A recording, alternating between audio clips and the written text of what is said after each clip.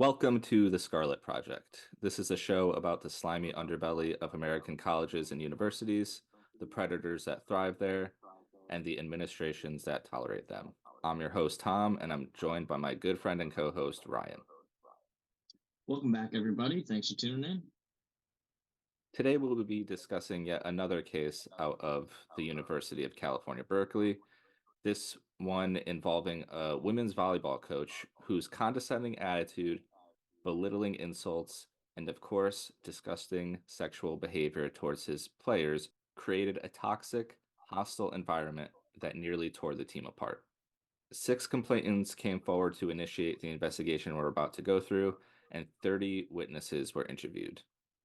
This report totals over 100 pages. Of course, we're not going to be able to go through everything in this report, but we will do our best to highlight the most egregious details and give you, the listener, a clear understanding of what happened and the outcome. With all that said, let's get into it.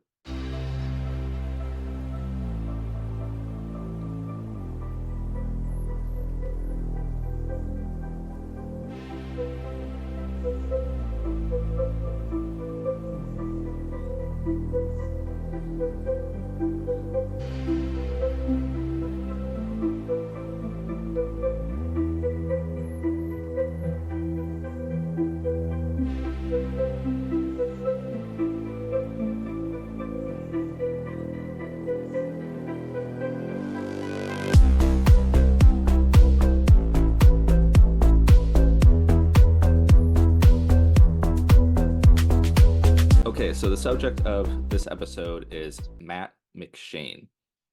He has a long coaching background that I'm just going to breeze through real quick. He began his coaching career as an associate coach at BYU in the 80s. From there, he went on to be an associate head coach at the University of Mexico for 13 years, then spent 4 years as an assistant coach at University of Utah. He then began his first stint at Cal as an assistant coach for 4 years before taking a job as the head coach of the Air Force Academy volleyball team. After a 4-year stint there, and this is where our story begins, he went back to Cal, where he was an assistant coach for the Cal Golden Bears for a year before head coach Rich Feller, who is also a witness in this investigation, retired at the end of April 2017. McShane was named the interim head coach while a national search for Feller's replacement began. However, for some inexplicable reason, McShane ended up keeping the job. He was named the head coach just 15 days later on May 9th, 2017.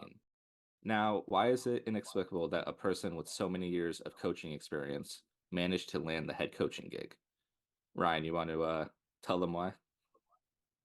Well, I mean, you would figure he's been around volleyball locker rooms for so long that the team probably rallied around him and pushed for him to be the coach, right?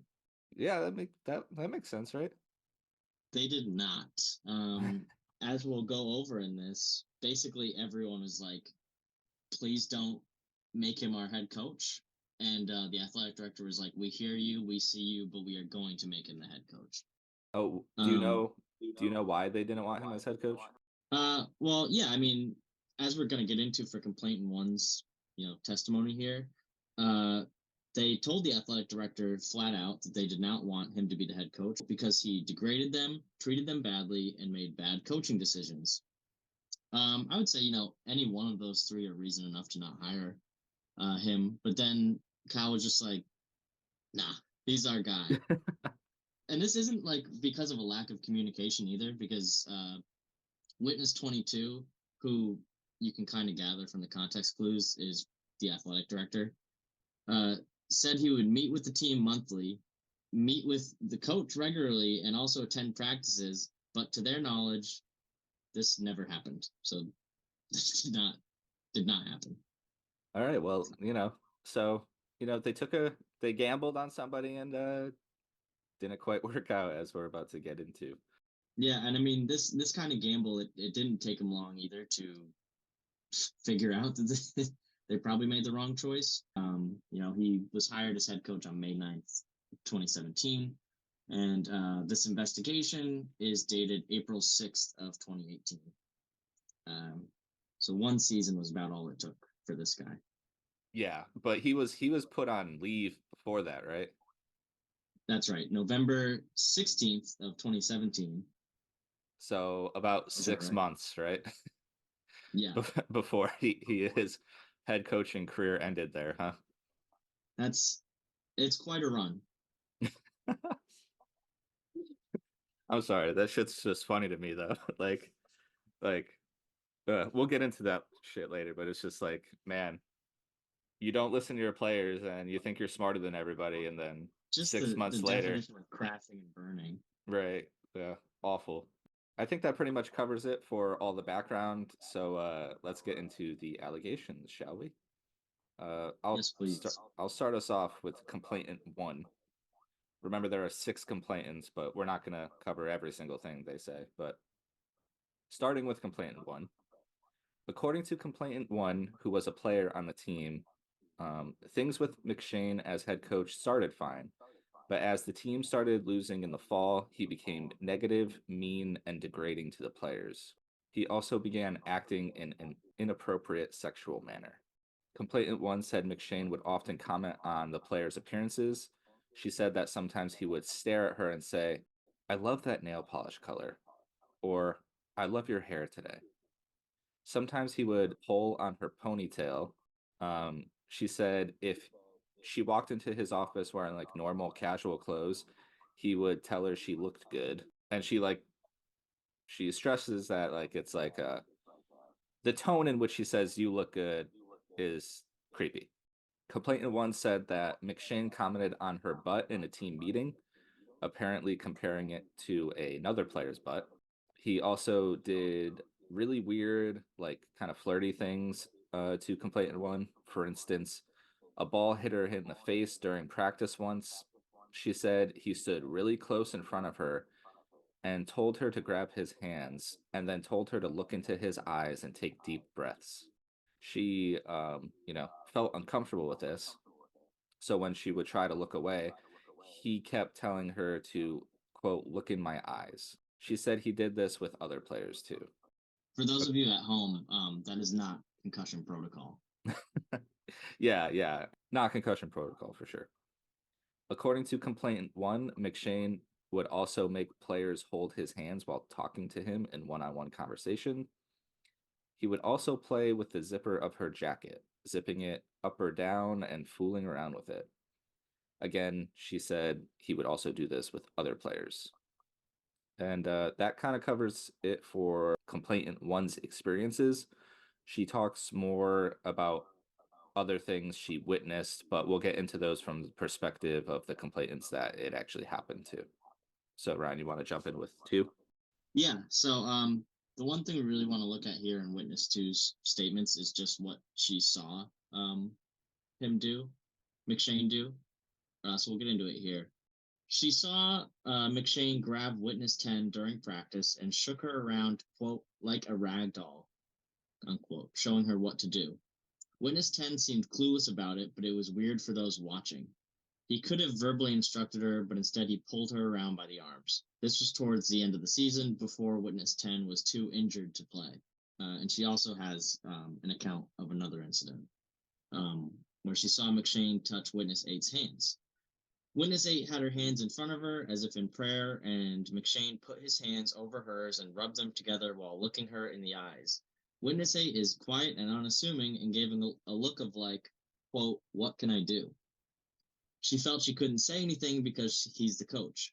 She thinks he touched Witness 8's hands numerous times. And that last note right there is kind of, I always try to point out when it's so blatant, is this like power struggle dynamic. It's definitely going to come up a lot today, but we see it in and week out every episode. Her saying she felt she couldn't say anything because he's the head coach. It's just how basically all of these dynamics start, and it's terrible. Right. Multiple girls in this report say that they felt like they couldn't say anything because he was the head coach and, he's in a position of authority over them. Right. Let's jump into the next complaint as well. So complaint 3. Again, another one we're just going to quickly go through, but At practice this year, complainant 3 and complainant 6 were joking around, and complainant 3 said, "Who's your daddy?" McShane said, "I'm your daddy," and then said it the entire practice. That made them all feel very uncomfortable. As one Yeah, might expect. yeah, I mean, just to like, the thing I get most about this guy, like not having seen a picture of him, but like visualizing him, is like Biff from Back to the Future. Wait, He's you like, haven't seen a picture of him? no, Let me send you one, bro. please. Because he's exactly probably what you think he looks like. All right, I sent it. You emailed it to me? Yeah. Oh, I got it. Oh my god. That's exactly what I pictured. Yep. He's literally just a dope. Like he's just an idiot, it looks like. Yeah, he looks like a thumb. Yeah. Like he has like no neck. It's just like face. He, he looks like the type of guy that would laugh like,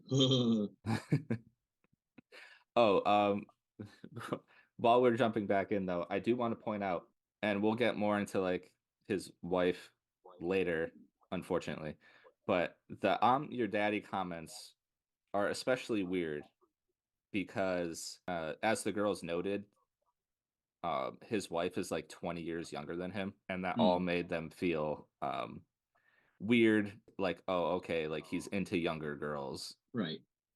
And So it's just like, like you can picture it. Like I feel like everyone knows that person though. That's like says a really like not tasteful joke, and then even if no one laughs at it, they just double down on it yeah, because they're exactly. idiots. Exactly. And, it's always just on like women, because a lot of these times, like these weird jokes that just don't land are like sexual in nature. It's Mhm. always just on women to like shake it off. You know what I mean? Just be like, Right. whatever. You know what I mean? Like, and just like accept that this dude's being weirdly pervy. So I guess let's move on to the next complaint as well. So we're on what, complaint 4 now? Hmm. Um, so something that she personally experienced, which is different from the past ones, is in October of, I'm gonna guess, 2017, right? Yeah. Yeah. So in October of 2017, she was trying to figure out why McShane wasn't playing her, basically. And so he takes her and says, "Walk to the other side of the gym with me." As they walked, he said, "Quote, you look gorgeous today. What's making you glow?" Then he grabbed her hand and she said, "Whoa." He said, "Be comfortable with me," and she got a weird vibe. The complainant four said she didn't feel, quote, physically violated and it wasn't that big of a deal, but it was weird and she felt uncomfortable. She'd never had a grown man in an authority position reach out that way. She pulled her hand away and he said, "No, it's okay," which, to take from the report, but also it was not okay. But it was less uncomfortable for complainant four to go along with it than to resist here. She felt that he was implying that she had to hold his hand or accept compliments to get playing time. Others have brought it up, like other players have brought it up as a joke since then, and she thinks McShane's comments to other girls were, quote, much worse. Which, like, really, there's no need to compare here because it's more about addition. Just all of these in context with each other just shows, like, how creepy of a guy this was. And it's just so like gross and like weird to when she pulls her hand away and he's like, no, no, it's okay. Like, Right. obviously, she's showing you she does not feel comfortable with that. And you're just like, no, you will be comfortable with this. We've seen in the past episodes of like women literally not being able to escape like work without being sexualized or anything. And like this, like volleyball is for most Division One athletes still a passion before it's a job, so to speak, especially before NIL and stuff. Like this is, you're doing it because you love it and you're great at it, of course. But like, so for that to be infiltrated by this guy's like creepy desires and terribly sexual comments is just, it sucks to see, really. We'll get on to complainant 5 now. So similar to complainant 4, complainant 5 actually did have some physical altercations with McShane. According to complainant 5, McShane has rubbed her shoulder and said, quote, "You look great." He's given little massages, which make her feel a little bit sick. The shoulder rub is always combined with a compliment. She's experienced this 3 to 4 times this season. He does it to other people a lot too.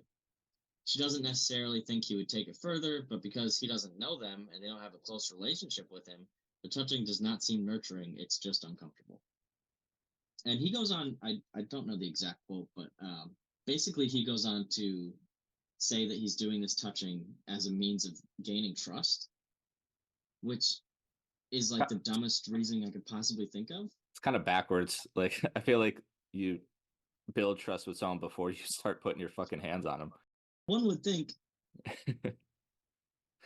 So weird. I do want to keep going on to complainant 5 though, because she really was, I mean, according to multiple witnesses here, targeted more by McShane than anyone else on the team. When it comes to things like playing time or just like berating her at practice. So complainant 5 basically explains that she had instruction from him to keep getting better, and she was doing exactly what he said. Yet there was no reward that came to it. The program was failing at this time as well. They were losing a lot of games, and it caused her distress. For 3 days, she said she just sobbed. She was unfocused and undisciplined in school and had to ask for extensions on 2 assignments. It was about so much more than, this is redacted. It was about being, quote, stuck, trapped, and unhappy, and blaming herself. To have one person put so many degrading and belittling thoughts in her head was upsetting.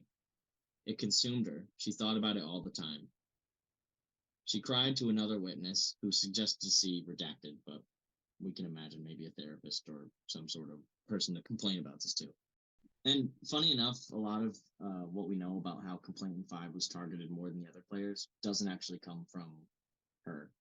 It's other witnesses that corroborate that, McShane just clearly disfavored her.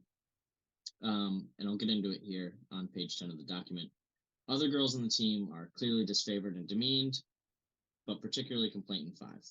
He's basically just calling her stupid. He makes it obvious that he dislikes her. He called her out on every single thing he disliked, but not other people for the same things. He once touched each of her hands alternately and made her tell him repeatedly whether he was touching her right hand or her left. He said, quote, just checking you know left from right. Later, when she made a mistake, he said, I thought you knew left from right. It's hard from the team to watch him yelling at and picking on her. Once he asked her how she was doing, she said she was upset about not playing. He said, you're getting exactly what you deserve. Complainant 5 was so confused because she literally comes early and stays late for every practice. Along with this, basically anytime that she gives an answer that McShane doesn't like, he turns his back, quote, huffs and puffs, rolls his eyes, and walks away. And going back into the playing time thing, he provided inconsistent information about playing time to her. Told him at the start of the year that it was based on stats. Then when asked for the stats, he said it was based on whether the coaches think they should be on, the starting lineup. Sorry, I just want to jump in and say, it's not just that he was providing inconsistent information to complainant 5 alone. It was to the team because there was like an issue, like Ryan was just saying. He was saying, oh, it's based on stats, and then no, it's based on what the coaches think, and this is complainant 1 saying this, that she always plays, so it's not a concern for her personally, but it's unfair to the other players. Right, and I think there's another occasion where a player specifically asks for the stats because they're still, I think it was complainant 5 actually, asked for the stats because she still wasn't getting playing time, and he just basically refused to give them to her. So in a roundabout way, it's very obvious that it wasn't the case of, he was just lying. Right. He's not being like, when you're not being transparent, when you say you have this reason, then it begs the question, why aren't you just being transparent? If it's based on the stats and you're asking for the stats, then show me the fucking stats, Right. All right, so moving on to complainant 6. So this is something that every other complainant we've gone over so far has talked about. The team had gotten new spandex uniforms, and we're trying them on, and McShane looks at complainant 6 and told her, you have camel toe, in front of the whole team.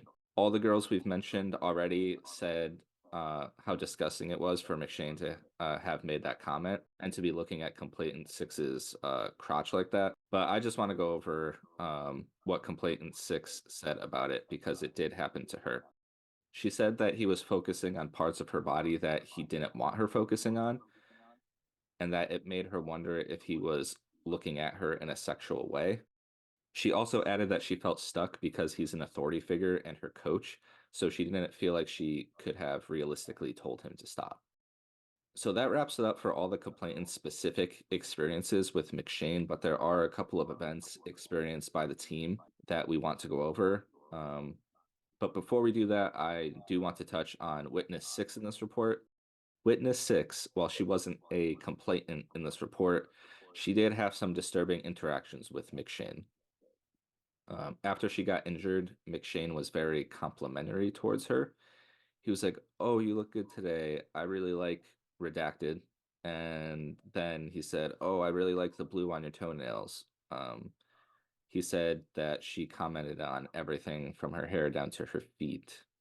He also placed his hand on her upper thigh and told her he wanted to, quote, pull on her pigtails.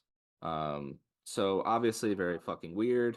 All the other complainants also mentioned, well, not all the other ones, but some of the other complainants also mentioned this incident because they saw him place his hand on her thigh and they were all really creeped out and grossed out by it.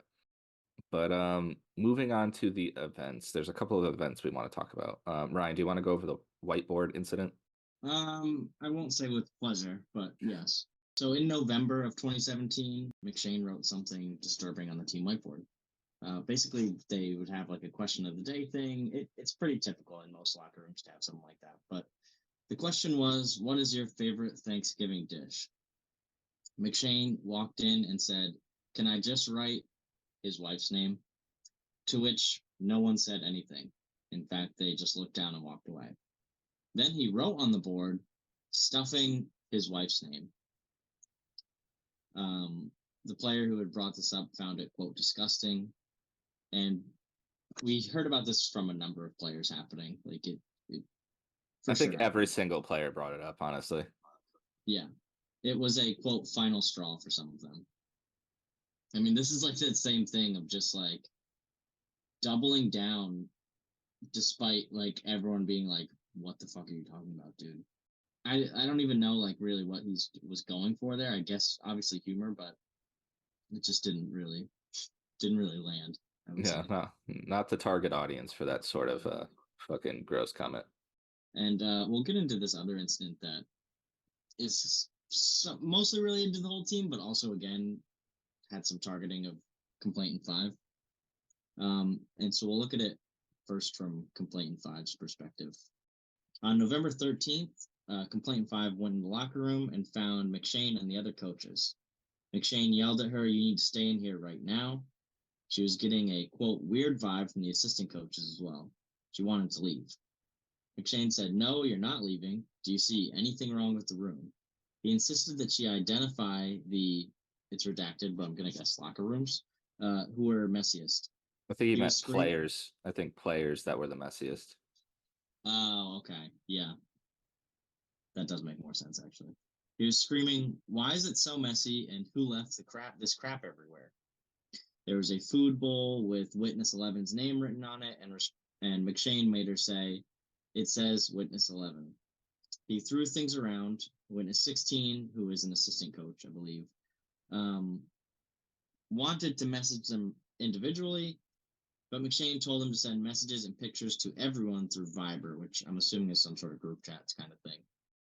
He threw suitcases belonging to Complainant 6 and 10 on the floor, then grabbed items and piled them in the suitcases. This is also described as trash that he was throwing in the suitcases. I believe Complainant 5 is the only player present, although it's redacted here. No, They have that is accurate. She was the only player present at the time. They have a box for unmatched socks, and McShane said Complainant 5 was messy and in charge of it. He later used the box as punishment because Complainant 5 didn't get something in on time.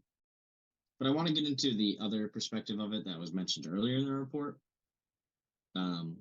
Because this situation with the locker room was literally the day after the whiteboard situation. This is just another basically retelling of it. But the team had just returned from travel and was supposed to have the day off. Um, McShane texted them on again Viber that the locker room was a pigsty. Texted pictures like rappers under the couch. Complaint 4 was there while all this was happening and texted them that McShane was making witnesses 17 and 16, the assistant coaches, send pictures and texts to the groups. Her first concern was that he broke rules by barging in unannounced and going through their stuff, which I feel like that probably does break some sort of rules. Um, he was particularly unfair to complainant 5, telling her, quote, fucking take care of this box by tomorrow. I believe that's what mentioned before, the box of unmatched socks and stuff. Mm-hmm. He targeted complainant 5 for failing to turn in equipment, even though complainant 1 had done the exact same thing. Complainants 4 and 6 both wrote in the group chat that they were scared. 4 different people called her, and she tried to calm them down. Yeah, I think it's mentioned somewhere in here that like apparently he's not allowed in the locker room, I get, except for like before in like pregame or something. Mm-hmm. Obviously, because it's a fucking women's locker room and he's a male. That's another reason that the players were kind of fucking pissed off about this was because he didn't even belong in there. He No, had like this is like a safe space, like right. by all So accounts should not be able to be ransacked and critiqued by their coach. now that all of the allegations are out of the way, I want to talk about. I only want to really cover one witness statement. Like I said in the intro, 30 witnesses were interviewed for this report. Some of them are players that didn't come forward as complainants. Some of them are the assistant coaches, and the former head coach was interviewed. Um, we're not going to go over all of them, obviously, because that would take forever. But I did want to talk about one of them because it was honestly really fucked up, in my opinion. Witness 15. Although the name is redacted, it's pretty clear that it's Jennifer Dorr, the assistant coach who took over as interim head coach when McShane got put on leave. So one of the things basically all the players said was that McShane played favorites. He had his quote chosen ones. That is like actually what he called like his two favorites. He called them the chosen ones. This guy's Um, such a loser. yeah.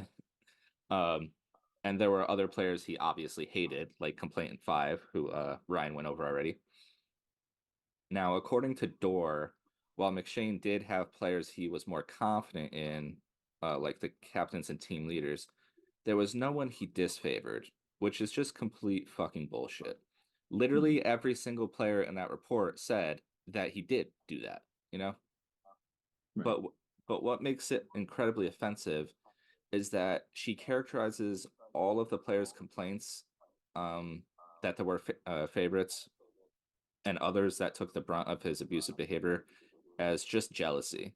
She said that when girls see one teammate talking to the coach more, it creates jealousy, and the people who aren't playing always take everything more seriously and personally.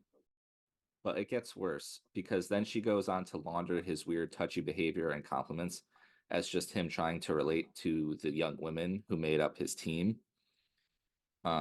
She said she had seen him giving little massages to players and said that he probably did it to her too.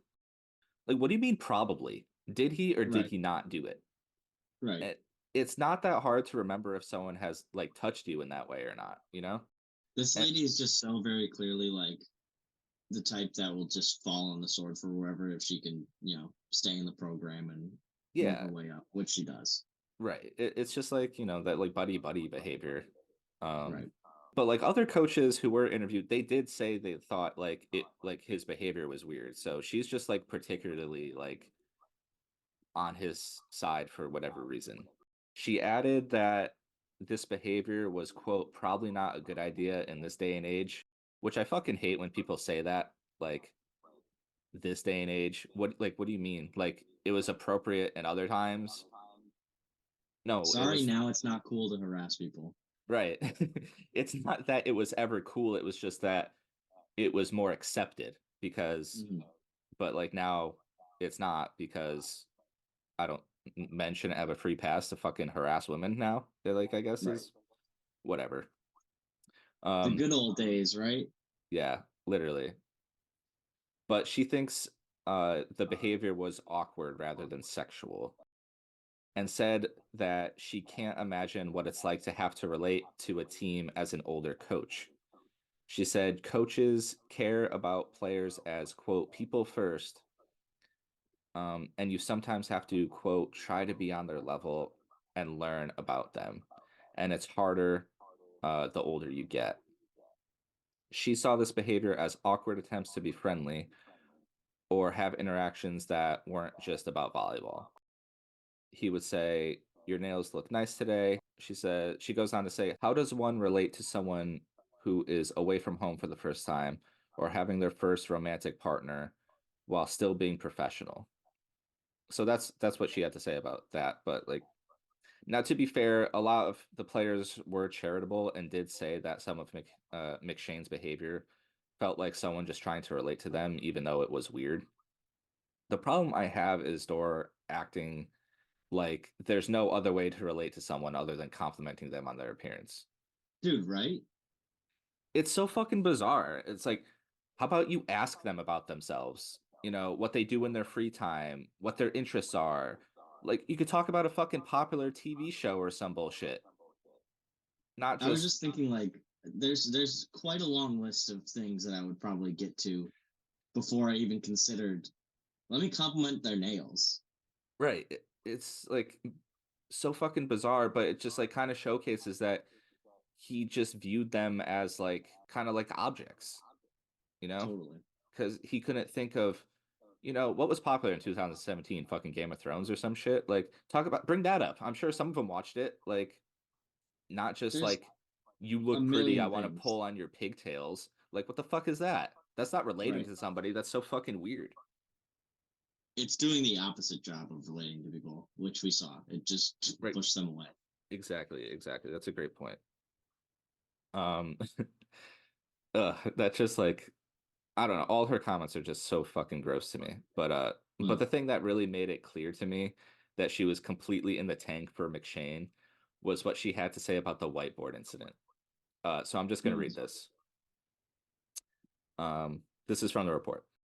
She remembers him putting his wife's name as his favorite Thanksgiving dish. When asked whether she interpreted this as sexual, she said she, quote, thinks his comment would be taken in a sexual way, since most of them just said mashed potatoes or something. What do you mean you think it would be? Like, they said mashed potatoes because that's how you answer the fucking question. But Mashed do you think it's potatoes, not? right? Like that. She dodged the question entirely. Do you think it was sexual? Yes or no? You know, not I think it would be. So does that mean you do or you don't? Like mashed potatoes is a normal answer to that fucking question. Not like stuffing your wife like is not an answer to that question. And there's no other way to interpret it other than sexual. All I can picture during this, like the whiteboard incident, is him just being like, "Get it," and then everyone just being like, "Yeah, we got it." Right. Like that shit just really fucking sent me over the edge. It was like ridiculous. Mm. Um, but I know I'm going on about this, but just one more thing. Because she adds that she doesn't think the players would be untruthful about their experience, but this is her quote, but their quote perception might be different from reality, end quote. And there is something personal about every situation. The perception of someone who has been on the bench might be different from someone who has been on the floor. She told them that they need to tell their own truth. Their stories need to be their own. So again, she's doubling down on this like notion that this all had something to do with players being jealous, that like they didn't have McShane's attention or that they weren't getting playing time. I mean, like what a fucking scumbag, dude. Oh my Mm. god. Just mind numbing, you know? Yeah, really, just an example of having a woman not having women's back, which sucks. Right. Like especially when you're operating in like a male dominated space, like Right. athletics and coaching. I think, it's really important for a woman to a woman a woman to stand up for a woman's point of view, instead of like trying to be one of the guys and like trying to get it. You know what I mean? Like Hmm. you don't have to do that. It's gross. Anyways, and just to go over McShane's response very briefly, basically his position was that the team came together to bring this complaint because he was working them harder than they wanted to work, and that if he really had been engaging in inappropriate sexual conduct, then the players would have told him to stop, Right. which is fucking ridiculous on its face and completely ignores the power dynamics of the situation. Especially when you consider that McShane was so mean and condescending and belittling to these young women that he created a culture of fear in the team. Hmm. But yeah, they were really supposed to feel comfortable approaching him to tell him about his creepy behavior. And, thankfully the investigator did see through that. But anyway, let's move on to the report's conclusion. You want to go over that, right? Yeah, so their findings are pretty long, but I want to highlight just the conclusion, which is right at the end of this long document. Um, for the reasons stated above, which is basically just them saying we did find these comments sexual in nature, we did find, bas- basically they agreed with the complaints. For the reasons stated above, I conclude that the preponderance of the evidence substantiates that respondent violated the sexual violence and sexual harassment policy by engaging in unwelcome conduct of sexual nature that created a hostile environment for complainant 1, complainant 2, complainant 3, complainant 4, complainant 5, and complainant 6. And, I think going from there, I do want to get into as well how he was fired, if we may. Of course. And Tom did get a copy of this wonderful letter with some super interesting information in it, and I'll just read part of it here because it does go quite long. RE termination. Dear Mr. McShane, after review of the nature and the extent of the findings set forth in the April 6, 2018 investigation report from the Office for the Prevention of Harassment and Discrimination regarding your conduct that violated the University of California policy on sexual violence and sexual harassment, and the supplemental submissions from you and one of the complainants, Redacted concluded that you could no longer serve as a head coach of the women's volleyball team. He therefore recommended that your employment be terminated, which was the case. But it also mentions that McShane set up or requested for a meeting to be set up on April 25th, 2018, with Senior Associate Athletics Director and the former athletics director at the time. So,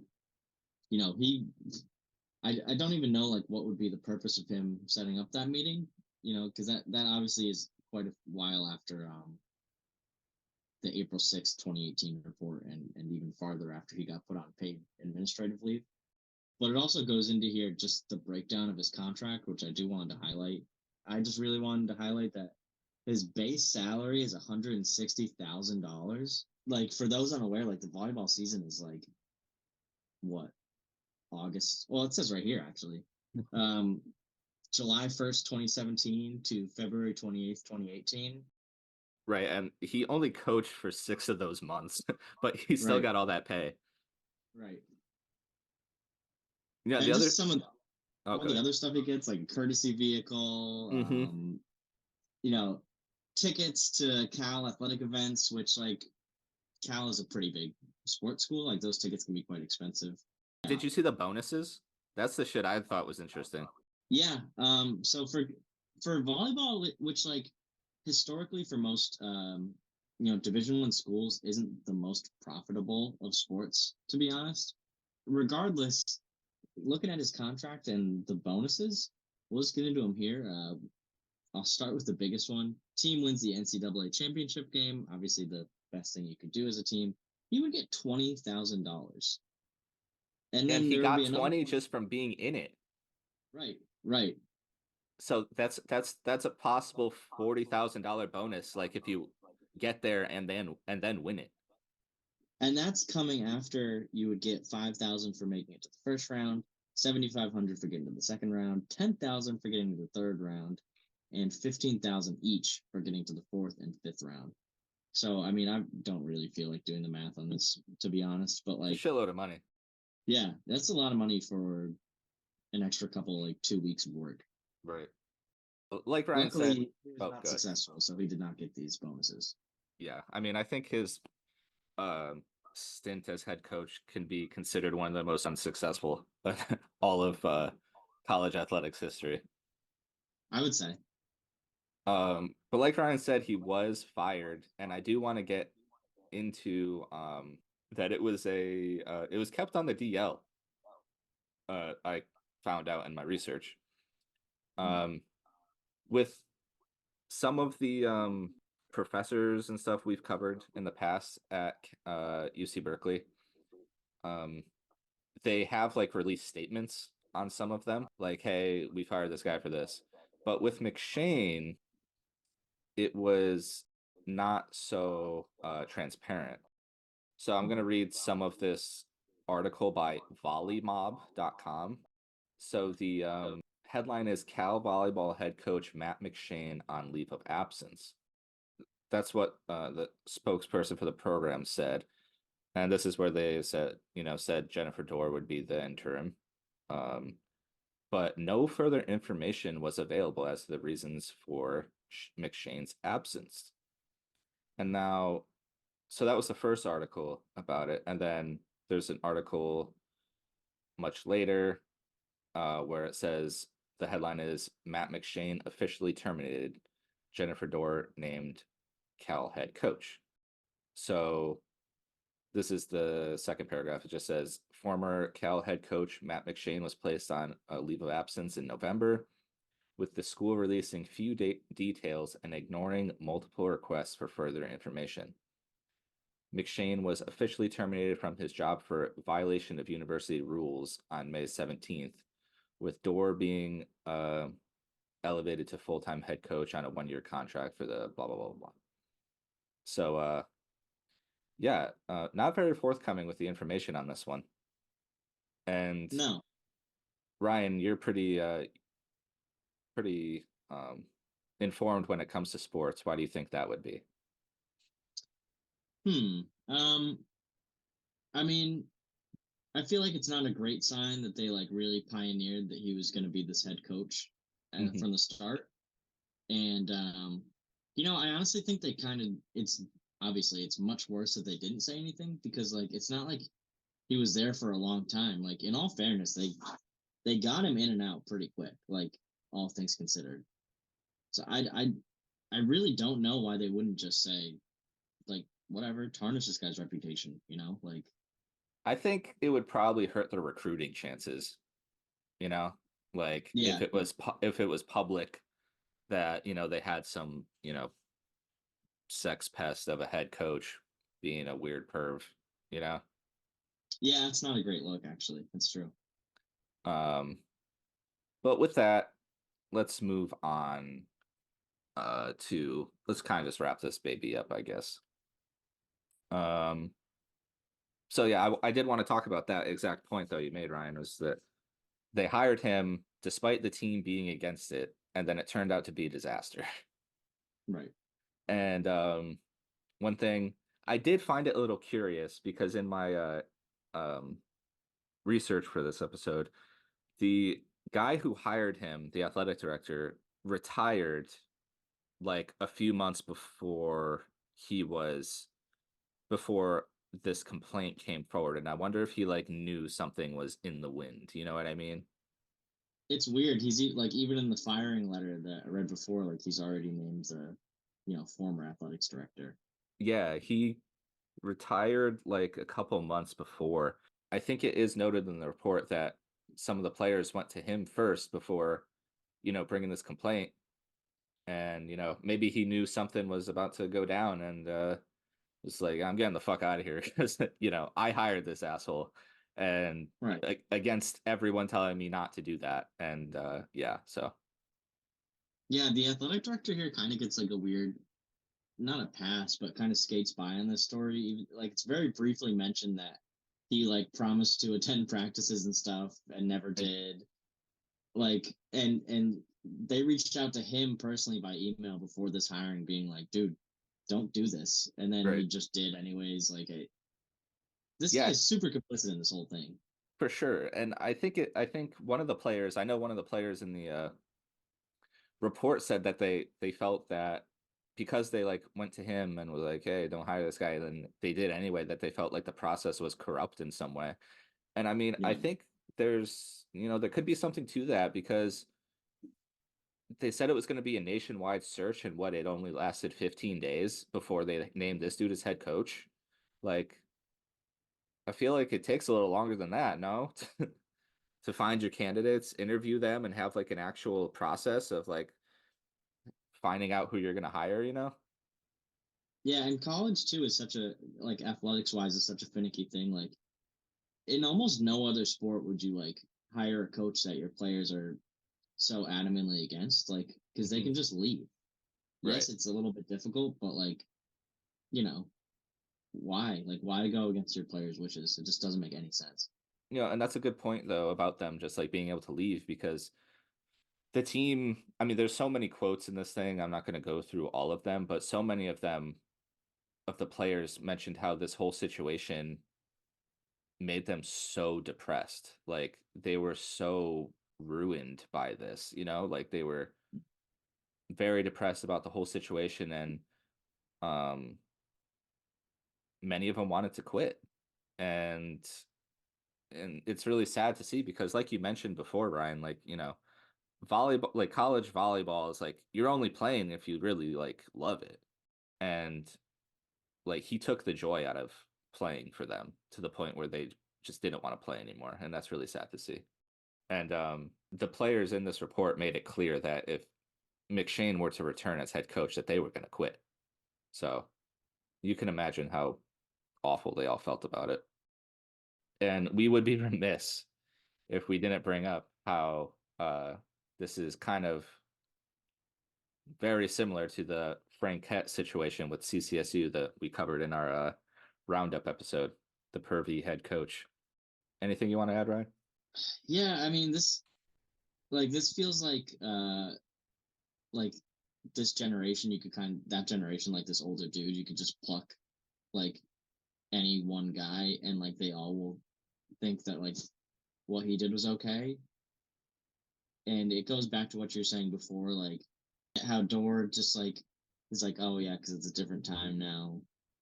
And I think there will even be some people who listen to this who might look at it and not see it as big of a deal as it is. But like it I guess it just exemplifies like how this stuff happens really.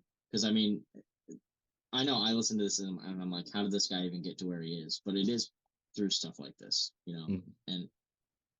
And it's good that there was something done about it and there's something done about it quickly. But yeah, it's something that you do see pretty frequently though, sadly.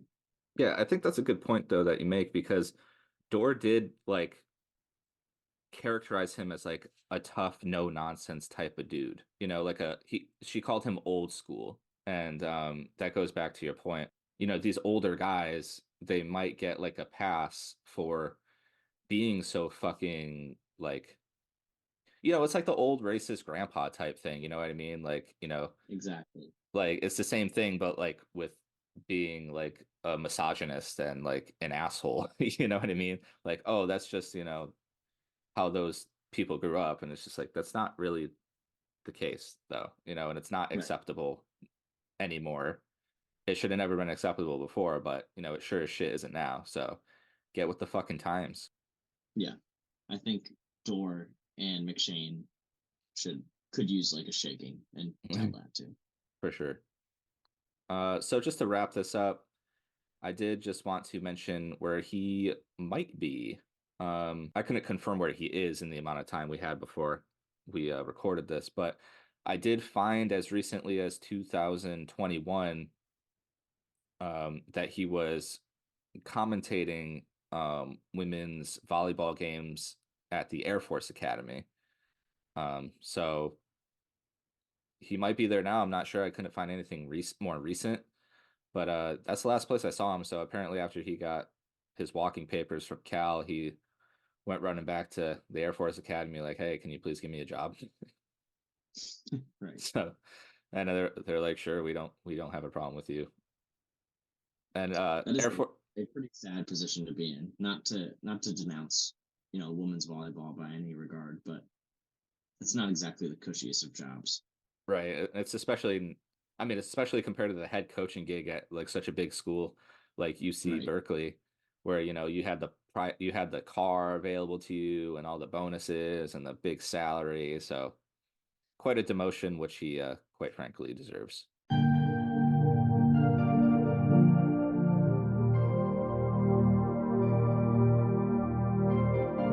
That concludes this episode of The Scarlet Project. If you'd like to get in touch with us, our DMs are open on our socials. We are at The Scarlet Pod on Twitter and on TikTok, or you can reach us via email at thescarletpod@gmail.com. All right, everyone, stay safe and look out for each other.